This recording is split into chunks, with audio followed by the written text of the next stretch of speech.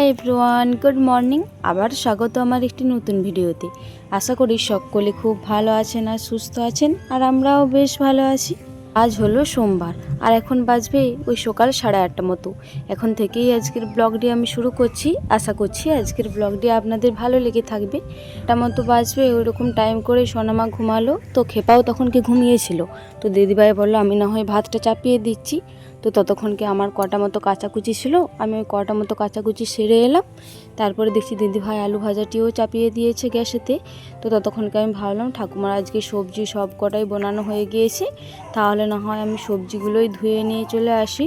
তো আজকে অনেকগুলোই সবজি দিয়েছে জানেন তো, আজকে মিনিমাম 3 থেকে 4টে মতো সবজি দিয়েছে।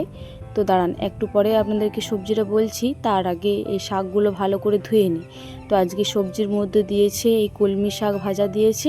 এগে বাবা হয়তো কোনো দোকান থেকে ঘিয়ে কাল্লা কিনে এনেছিল, তো ওইটারই কিছুটা পরিমাণে ভাজা দিয়েছে আর কিছুটা পরিমাণে রয়েছে। তো ঘিয়ে কাল্লা ভাজা, শাক ভাজা আর সব সবজি দিয়ে একটি তরকারি, আর কুমড়োটাও একটু নষ্ট নষ্ট হয়ে যাচ্ছিলো, সেই কারণে বিশেষ করে কুমড়োটা আরও ঝাল দিয়ে দিয়েছে। আর এই যে আজকে হচ্ছে বিশেষ তরকারি, এই গাঁদাল পাতাটা বেটে পড়ে ওই সর্ষে দিয়ে বাটনা ভাজা হবে। তো প্রথমে ঠাকুমা বলছিল যে বড়া হবে, আর মা বলে দিয়ে গেল যে সর্ষে দিয়ে বাটনা ভাজা হবে। তো জানি না এখনও অবধি কি হবে। মা ওইদিকে স্নান করে পড়ে গেল। আজকে যেহেতু পঞ্চমী রয়েছে, তো সেই কারণে মাও সকাল করে স্নান করে নিয়েছে। ওইদিকে এই তরকারি পাতিগুলো রেখে দিই। তো এই যে তরকারি পাতিগুলো এসে পরেই রেখে দিয়েছি। তারপরেই কড়াইটা প্রথমে ভালো করে ধুয়ে নিচ্ছি, কারণ কিছু এরপরে তরকারি আরে চাপাতে পাবো। এই কিছুক্ষণ আগেই তো আপনাদেরকে বললাম যে দিদিভাই ওই গ্যাসেতে এই আলু ভাজাগুলি চাপিয়েছিল। তো এই আলু ভাজারই কড়াইটা একটুকু মানে গায়ে গায়ে লেগে রয়েছে, ওইটা ভালো করে পরিষ্কার করে নিচ্ছি। এদিকে উনুনে ভাতটা হচ্ছে, ভাতটা হয়ে যাক, তারপরে নামিয়ে না হয় অন্য কিছু তরকারি একটা বসিয়ে দেবো। অনেকগুলোই তো বেশ তরকারি রয়েছে, প্রথমে ভাবছি শাকটাই বসিয়ে দেবো। তো যাই হোক, এটা ভালো করে পরিষ্কার করে রেখে দিই। ওইদিকে না রসুনটা আর ওই গাঁদাল পাতাটা থেতো করে রেখে দিই। ওইদিকে সোনামা এখনও পর্যন্ত ঘুমাচ্ছে, যদি উঠে যায় আর তো কোনো কাজই হবে না। তো দাঁড়ান খুন্তিটাও একটু ভালো করে পরিষ্কার করে নিলাম, ওই কাপড়টি দিয়ে একটু ভিজে ভিজে ছিল, এটা একটু ভালো করে শুকিয়ে নিলাম। না হলে এই তেলে আর যদি ভিজে খুন্তিতে দেওয়া হয় না, তাহলে একটু ছিটকে ছিটকে আসে তেলটা। তো সেই কারণে বিশেষ করে খুন্তিটিও ভালো করে পরিষ্কার করে মুছে রেখে দিলাম। আর এই যে কড়াইটি এরপরে ভালো মতো পরিষ্কার হয়ে গিয়েছে বলুন। এরপরে না কড়াইটিতে একেবারেই পাশ বুলিয়ে রেখে দিই। এই কিছুদিন যাবৎ হলো এই উনুনটিতে ঘাটা করা হচ্ছে না, তো সেই কারণে ওই উনুনটিতেই বেশিরভাগ পাশগুলি থাকে। আর উনুনটি যেহেতু জ্বালিয়ে দেওয়া হয়েছে, সেই কারণে তার পাশ পাবো না। তো এই উনুনটির সামনেটিতেই একটু অল্প পরিমাণে মাটি পেলাম, ওই মাটিতে আর বালিতেই অল্প পরিমাণে ভালো করে বুলিয়ে দিলাম। এদিকে তো কড়াইটা পাশ বুলিয়ে দিয়ে চলে এসেছি, ভাতটা না হয় ততক্ষণকে হোক। এদিকে আমি রসুনটা ভালো করে থেতো করে রেখে দিই, তাহলে না ওই ভাতটি হয়ে গেলে শাকটি চাপিয়ে দিতে পাবো।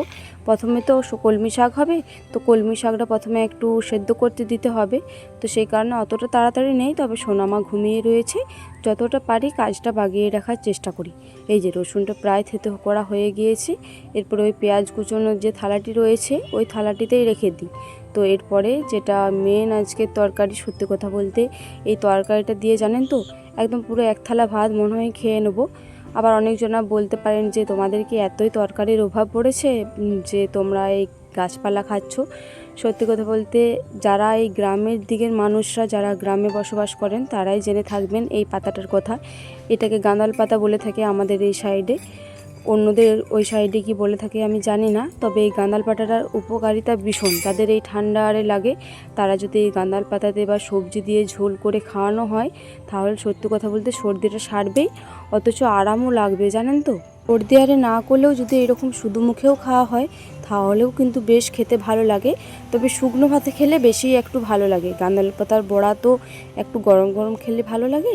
আর আজকে যে রেসিপিটা আমাদের বাড়িতে করা হবে, গাঁদাল পাতাতে সর্ষে বাটনাতে একদম ঝুড়ো ঝুড়ো করে গায়ে গায়ে ভাজা, ওইটা শুকনো ভাতের সাথে খেতে খুব ভালো লাগে জানেন তো। আর আমি দুঃখিত আপনাদের সাথে আজকে আর রেসিপিটা শেয়ার করতে পারবো না।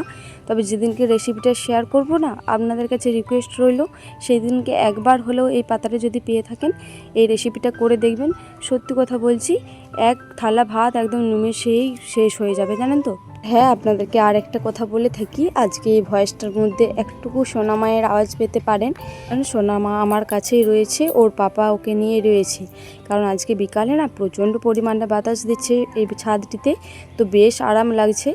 আরও বিশেষ করে আওয়াজগুলি করছে কারণ ওর পাপা কল থেকে নামতে দিচ্ছে না মোটেও ওকে, কারণ নিচেতে নামলে ইটি সিটি কুড়িয়ে খাচ্ছে, ছাদের ধার দিকে চলে যাচ্ছে, তো সেই কারণে বিশেষ করি। আর এই যে পুরো পাতাটাই বাটা কমপ্লিট হয়ে গিয়েছি, এর থেকে আর বেশি বাটবো না। পাতাটা বাটার পরেই সোনামা উঠে পড়েছিল, তারপরে সোনামাকে খিচুড়ি খাইয়ে নিয়ে এই মুহূর্তে চলে এসেছি।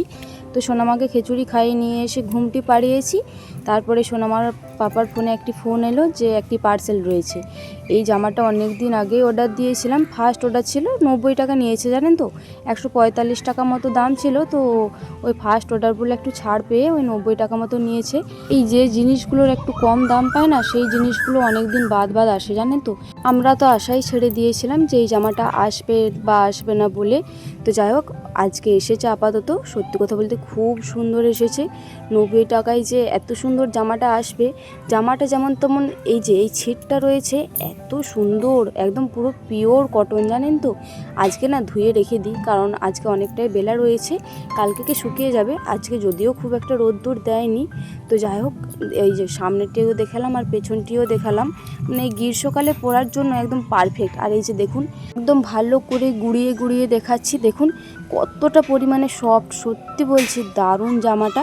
এই জামাটি আপনারা যদি কেউ কিনতে চান, আমি এই ভিডিও ডেসক্রিপশন বক্সে লিঙ্ক দিয়ে দেবো, আশা করছি লিঙ্কটা আপনারা চেক করে নেবেন। পার্সেলটি ওপেন করার পরেই আমি গিয়েছিলাম স্নান করতে, তো স্নান করে এসে সোনামায়ের খাবারটা বসিয়ে দিয়েছি। তো এদিকে না মেঘটা আবার প্রচণ্ড পরিমাণে এসেছে, আবার মাঠেতে গরু ছাগল সব কিছুই রয়েছে, তো সেই কারণে মা বললো, খেপি এই তরকারিটি বসিয়েছি, এটা একবার নেড়ে চেড়ে না হয় ভালো করে জলটা দিয়ে দিবি, আমি না হয় ওইদিকে ততক্ষণকে গরু আর ছাগলগুলো নিয়ে আসি, না হলে জল নামিয়ে দিলে না ভিজে যাবে গরু ছাগলগুলো। তো সেই কারণে আমি মাকে বললাম, ঠিক আছে তুমি না হয় যাও, আমি না হয় এইদিকে তরকারিটি চাপিয়ে দিচ্ছি। যাই হোক, চলুন আজকে এই তরকারিটা চাপাতে চাপাতেই আজকে ভিডিওটি শেষ করছি। আর ক্ষমা চেয়ে নিচ্ছি, আজকের ভিডিওটি অনেকটাই ছোট হয়ে গিয়েছে, কারণ খুব একটা ভিডিও ক্লিপ নিতে পারিনি, এর জন্য আমিও অনেকটা দুঃখিত। আশা করছি কালকের থেকে একটু বড় বড় ভিডিও দেওয়ার চেষ্টা করব। আবারও দেখা হবে পরবর্তী কোনো ভিডিওতে, ততক্ষণে সকলে খুব ভালো থাকবেন আর সুস্থ থাকবেন। আর আজকের ভিডিওটি ভালো লেগে থাকলে একটি লাইক, কমেন্ট, শেয়ার আর সাবস্ক্রাইব করে আমার এই ছোট্ট চ্যানেলটির পাশে থাকবেন।